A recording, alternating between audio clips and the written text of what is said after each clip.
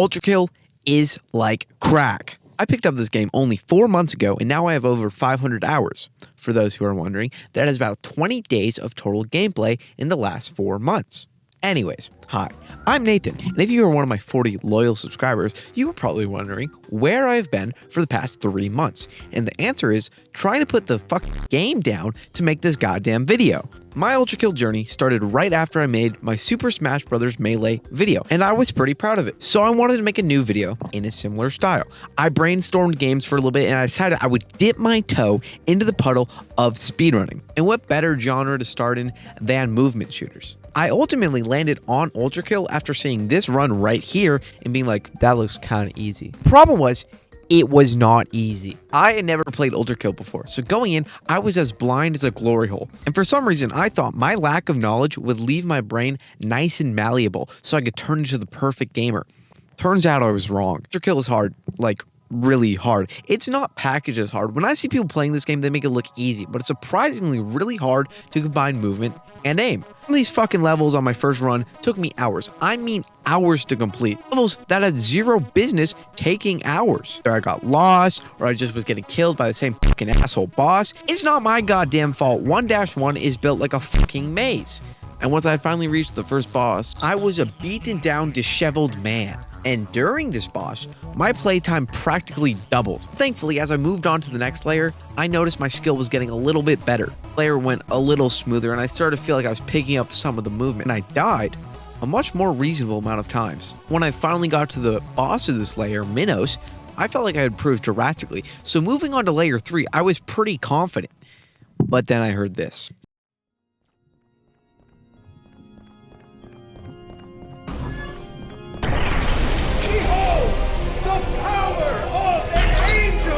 See, this is the Archangel Gabriel, or as I like to call him, Gabe. Gabe is a fucking asshole. Remember when I said 5 seconds ago that it felt like I was improving? Well, I was wrong. Gabe reminded me that I do not know shit about this game, and I suck at this game, and I should fucking kill myself because I will never be as cool as him at this game. And after the grueling hour that it took to beat this one boss, I glanced at my playtime, and it said 8 hours. 8 hours is how long it takes the average player to beat the entirety of the game, and that amount of time was just on the first act. Introducing the cyber grind.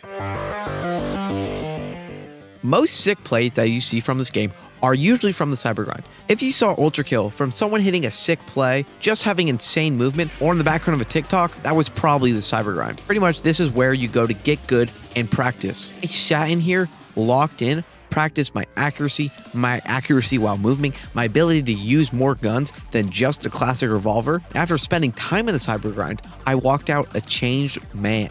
As a result, act number 2 went right by thanks to the practice, practically breezing through the 2 layer bosses like they were nothing. So I was pretty confident when I was going to layer 6, at least until I heard this.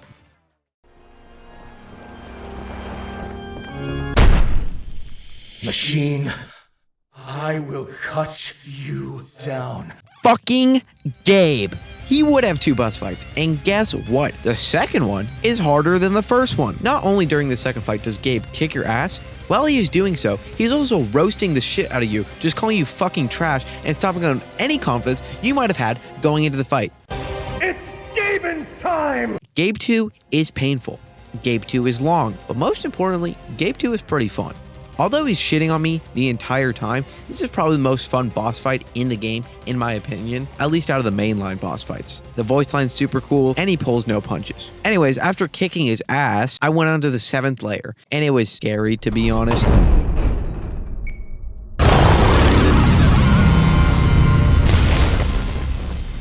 I got lost on most of these levels, and even after my hundreds of hours of gameplay, I still could not complete 7-1 without getting lost. 7-4 was the last level, at least for now, and after beating the game, I wanted to beat all my friends' times. And that's what I did. I was going to end the video after beating all my friends' times, but then I realized that no one cares about my shitty friends and their shitty times because they fucking suck. I need to beat some real people times. And in comes my journey into speedrunning this game. But we're not doing that today. Sorry to leave you on a cliffhanger. I'm splitting this video into 2 parts, unfortunately for the people watching who are incredibly impatient.